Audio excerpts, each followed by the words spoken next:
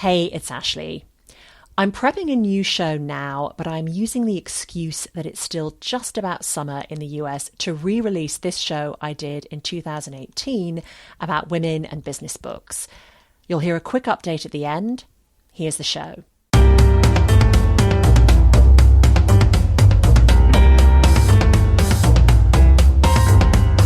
Welcome to The Broad Experience, the show about women, the workplace and success. I'm Ashley Milne-Tyte.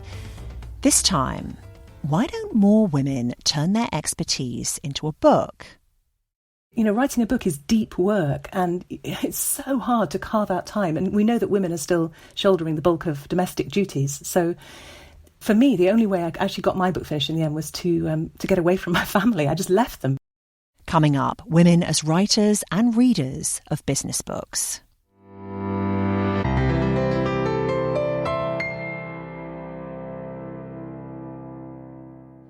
My second ever job in London was in publishing.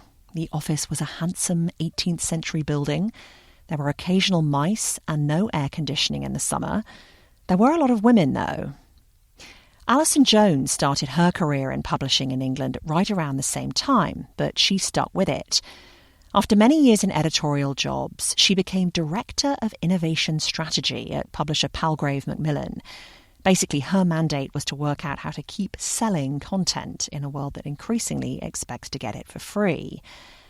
Then the company decided to move all its arms to London, and Alison and her family live in a village in the south of England. She did not want to move everybody to the big city. She'd been thinking a lot about the future anyway, and decided it was time for a change. I decided, actually, do you know what? Publishing is broken. You know, this is not a viable model in the modern world. And I'm going to retrain. I love, mentoring, training, coaching, that kind of stuff. So I retrained as a business coach. And it was hilarious because as soon as I started working with people, all they wanted to talk to me about was publishing their book. Her coaching clients were all business people and they all seemed to have a book in them.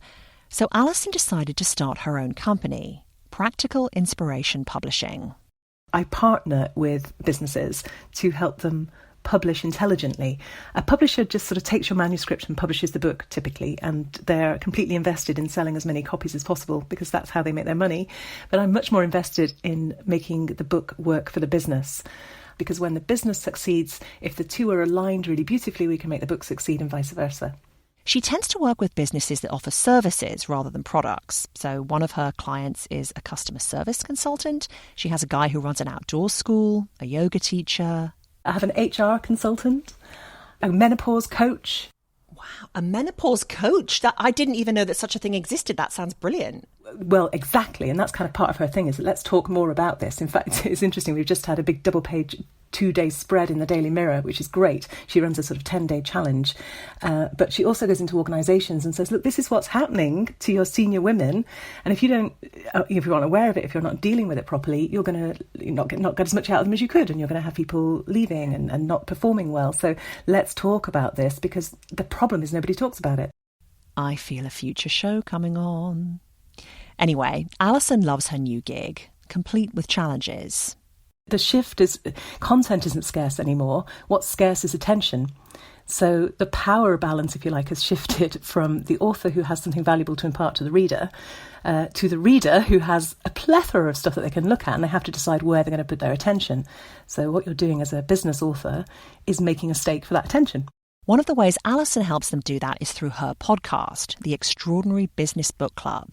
She interviews the author of a new business book every week. She talks to men and women, but she says it's harder to find women. A couple of years ago, she wrote a piece for The Guardian that I read at the time. In it, she considered why books about business are so much more likely to be written by men than women. She said unless more women wrote business books, we'd never shake the perception that business is a man's game, and women readers would continue to lack role models. Is this still true from your vantage point in early 2018? Do you know, it's funny. I went back and looked at the research I did then. And this is not extensive, exhaustive research, but I did a snapshot. When I wrote that article in February 2016, I had a look at the Amazon bestseller list for business books. And in the top 20 business books on Amazon, 17 were written by men. And of the other 3, 2 of them were about decluttering. So I think two of them were by Marie Kondo. And today, 2 years on, Alison says not much has changed. And in the top 20 business books, 19 were by men, and the one woman was writing on self-care. And it made me laugh, kind of laugh or cry. Somebody described her as Marie Kondo for the mind. I thought, there we are, we're still in our box. Alison was looking at amazon.co.uk. When I looked at amazon.com recently, there were a few books at the top of the business category by women who were not Marie Kondo. But it's true the vast majority were written by men. And looking at some of the titles, it made me wonder, who decides what is a business book? Because some, for instance, Lean In. Would you call Lean In a business book or a self-help book? Well, and this is part of the problem. You know, the boundaries are very porous, and particularly these days, because you can put books in a number of different categories on Amazon, and because, frankly, there's so many books being produced, there is a bit of a vogue for kind of books that cross genres. It's getting more and more difficult to classify them. And it's interesting, Goodreads have done a lot of research on this. One person will tag a book as self-help, another person will tag it as business. It's difficult. If you're a bookseller, you have to decide which classification you're going to put it in. But given that so few of us buy our books from a bookstore these days, we just go on Amazon and it can be in multiple categories. So it's kind of become less and less important, really. I think it's interesting, though, that the books that tend to... we're generalising, obviously, because, you know, if you don't generalise, you don't ever say anything. But the books that tend to make the bestseller list in the business classification by women tend to be either on the self-help side of things or specifically about women in business, which I think is interesting as well. It's relatively rare to just find a straightforward business book about the topic by a woman that isn't saying, oh, and it's by a woman, and it's addressing the female side of things. She's totally right, but I'd never really thought about it that way before, even though since Lean In was published in 2013, I've received a torrent of pitches from PR people about this or that female author's new book on being a successful woman in the workplace. And some of those books are absolutely fantastic. I'm a huge fan of Lean In. There's definitely a place for them. But if we get to the point where we assume that if a woman's writing a business book, it's somehow, the gender defines it, then we've sort of lost a bit of a battle there, haven't we? We should be able to just write a book about a topic and it not necessarily be aimed at women. I worry that we're ghettoising ourselves somehow. When you discuss this with others in your industry, which I presume you have, what do they say? It's interesting. I think there's a sort of cultural blindness to it. I think most publishers would strenuously deny that there's any bias going on. Certainly the ones I've talked to do. But it was interesting. I don't know. Do you know the Catherine Nichols experience? It's a novel, so it's slightly different, but it's just fascinating. She submitted a proposal to agents for her novel, and she submitted to 50 agents. I think she had 2 people ask for the manuscript, sort of take her up on it. And she got some really quite patronising responses back, something about her character not being feisty enough. And as soon as you see the word feisty, you're like, there's a gender thing going on here somehow. And so she sort of did an experiment and she created a pseudonym for herself, George somebody, and she sent it off again to 50 agents. Mostly new, but there was a little bit of overlap with the old ones. And this time, she had 17 requests for the manuscript. And one of the people who had rejected her first time round asked for the manuscript when he thought it was George. Same cover letter, same manuscript, same proposal rather. Just incredible. I mean, that could be a freak, but it just sounds a bit suspicious, doesn't it? And what was interesting as well was she said even those who rejected her provided warmer, fuller letters of rejection. Oh, that is fascinating. But you know what, as you were speaking, something I thought about, when you were, this idea of, well, can't women just write a book, about business just as men are? But then the sort of flip side of that is that, again, part of the reason I started the show is that women do have such different experiences in the workplace in general and in, business, in sort of more corporate life than men do for the most part. And I think when women are writing, so many of them, they're motivated because they want to help their fellow woman and that they acknowledge that we have to try different things to succeed in many cases. But I think what we need is a campaign to get more men to read more books written by women. Because, as I say, the ghetto sort of principle here is that we know that most books written by women are read by women. And again, Goodreads did some really interesting stuff on this. It's not just in business books again, but I think in 2014, so it's a little while back now, they looked at their stats, and the 50 titles that were most read by men, 90% of them were written by men, and then they did the corollary, and it was exactly the same. The 50 most read titles by women readers, 90% of those were written by women. And while you've got that, and I wonder how much of that understanding, even if it's just subconscious understanding of how the market operates, is driving publishers when they're making those commissioning selections. Because if you've got a business market that's primarily still male, then it's commercial suicide to be putting out a book on a topic by a woman when you could put one out by a bloke. What do we know about the readers of business books, of the top 20 business books? I mean, are women reading these books to the same extent that men are? No. They're still being... I mean, what we know almost nothing about the purchasers, because that's Amazon's proprietary information and they don't share it with anybody. Fair enough. That where we do have insight is places like Goodreads, where people are recommending books. And there it's pretty clear that... and that was what I was talking about earlier, about how people classify books. There are books that a bloke would classify as a business book, that a woman would classify as self-help, but it's the same book. So it's quite hard to get a sense of it. And I don't know whether that's because men prefer not to think of themselves as needing help. I don't know. There's probably loads going on underneath that. Or whether women prefer not to think of themselves as business book readers. I don't know. And what about women as business book writers? It's hard to do a complete tally of all the business books out there by women and men, but it seems fewer women want to showcase their expertise in a book. Why? Well, I mean, you're begging the question there in a sense, because if it could be that women don't write as much as men. It could be that they aren't published as frequently as men. It could be that they're not bought and therefore they're not appearing in the Amazon bestseller list. There's a number of different places at which this could fall down. But I think there is something right at that choosing to write a book moment where it just seems to be more fraught for a woman. I talk to a lot of people and I coach men and women. There is imposter syndrome, there is fear in almost everybody, but it seems to be stronger as a rule in women. That sense of standing up and being counted as the expert, naming yourself as the authority in your area seems to be a bigger deal generally for women than it is for men. And I think that's reflected in workplace as well, isn't it? A woman is much less likely to apply for a job if she doesn't fulfil all the criteria than a man is. And I mean, you talked about this in your Guardian piece 2 years ago, this idea of who am I to write a book? Which almost everybody feels, but it seems to be that much more crippling somehow for women. And I think the other thing that is very real, and I know because I've experienced it myself, is time and focus. Writing a book is deep work and it's so hard to carve out time. And we know that women are still shouldering the bulk of domestic duties. So for me, the only way I actually got my book finished in the end was to get away from my family. I just left them. I went to an Airbnb cottage and just, wrote and ate and slept and ran, and that was all I did. And my husband was just, go, do it, come back. I just could not do it while I was at home because there was always something needing doing, and it's incredibly distracting.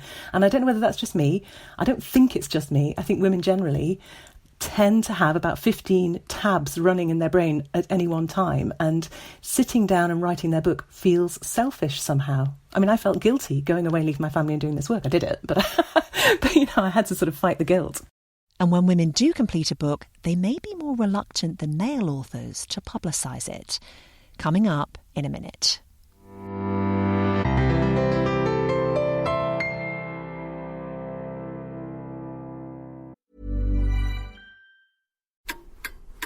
Tick-tock, tick-tock. Stop clock watching and put that curious mind to better use. ThoughtWorks is hiring for roles across the U.S. to help ignite the endless possibilities of tech. From senior and lead developers to data engineers, infrastructure consultants, and more.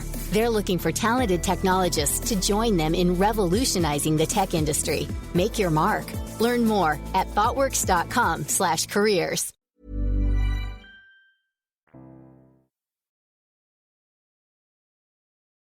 So Alison is a big proponent of men reading more books by women just so they can get a peek into our world, how things look from our perspective.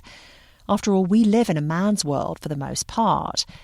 It's kind of like with this podcast. I have some male listeners and I love having them, but they're definitely in the minority. And I guess I shouldn't be surprised. You put women in the title of something, or you make it clear that it is about women, and you are most unlikely to get anything other than a small male audience. Yeah, absolutely. And that's one of the reasons. I mean, my podcast is the Extraordinary Business Book Club. And one of the reasons it's extraordinary is that it has gender balance. So I alternate male-female guests, which is harder than it sounds, harder than it should be, for all the reasons we've just discussed. But it was something that was really important to me ideologically. So it's not up there in the title, but it's absolutely baked into the principles, the premise and the structure of the show. And what's good, of course, is that I have a really well balanced. I think I probably still have more women than men in my community, actually, thinking about it, which is probably because I'm a woman. But there are lots of men who listen, and I hope they are getting blind. I mean, I'm pretty sure they don't listen on alternate weeks. They haven't kind of sussed that they only get a bloke every other week. So hopefully, just by consistently delivering that 50-50 balance of men and women, I'm achieving in my own little way something to forward gender parity. I'm still thinking about who reads what and why. And it seems to me that a lot of women are drawn to business books written by other women. Yes, I think that's true. And I think, the Goodreads research tends to bear that out as well. You go for a role model, don't you? You go for somebody that you can relate to. I mean, one of the powerful things about a book is that you grow to almost know the author and like them and trust them. And maybe we feel that we have a head start on that if it's written by a woman. I presume you've read a lot of business books by women. Yeah, I've read some terrific books by women. I mean, if anybody wants any recommendations, I have to say one of my all-time favourites is Angela Duckworth, Grit, which is fabulous. I always recommend that to people.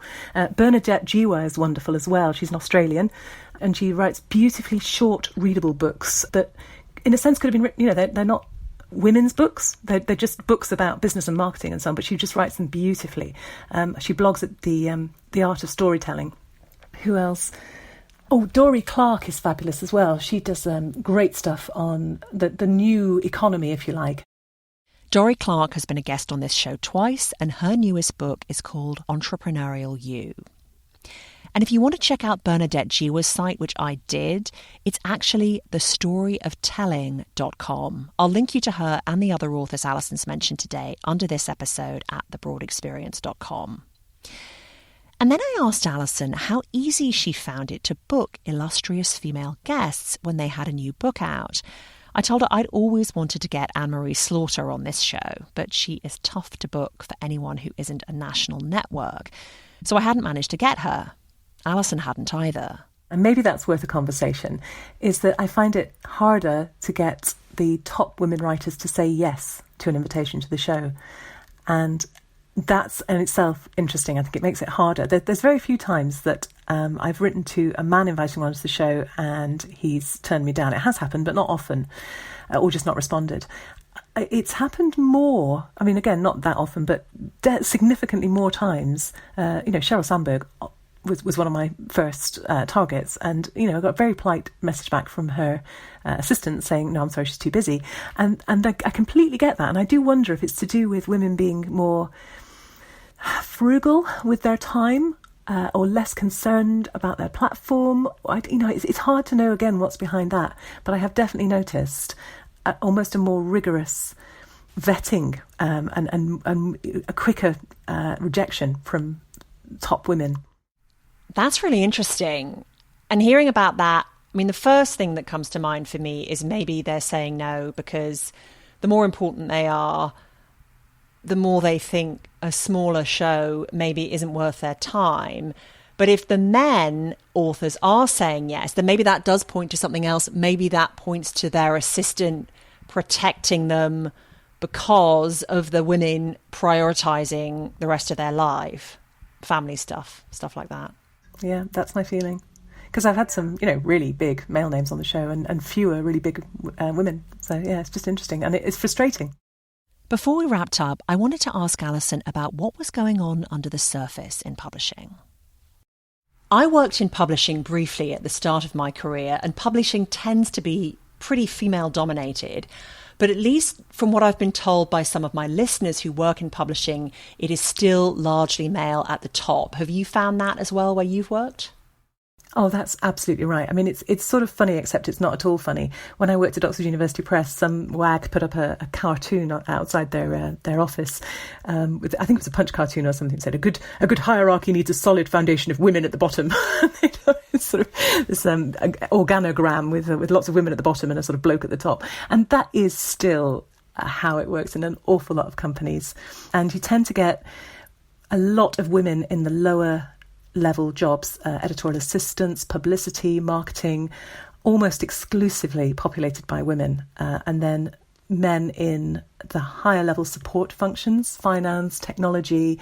HR is still women dominated, but the other ones and on the boards still massively dominated by men. And, you know, there's a salary survey done in publishing every year, shows the disparity, which is, you know, it's not unique to us, but it's certainly no better in publishing than anywhere else. And it should be, because actually you should be getting these people coming through to the senior leadership positions.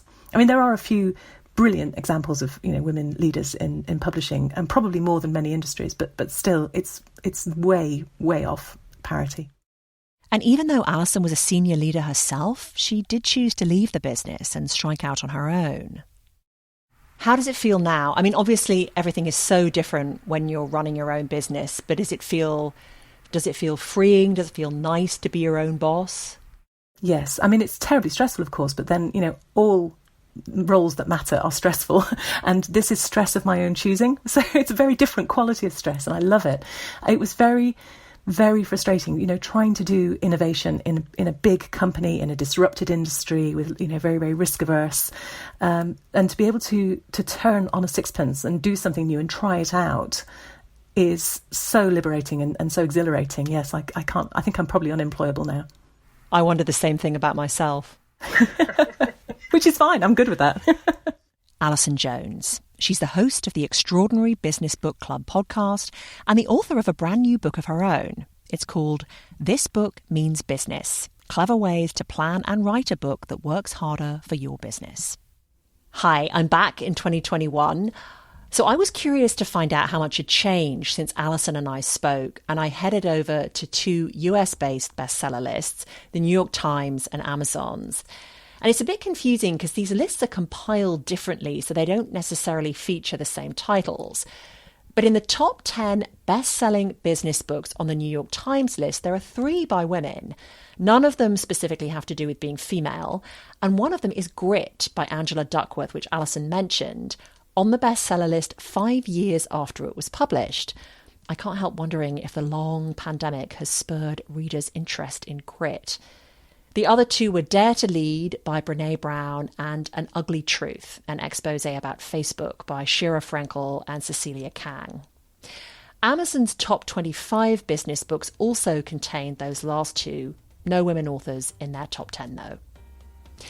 That's the broad experience for this time. I will be back with a new show in a couple of weeks. I'm Ashley Milne-Tite. Thanks for listening.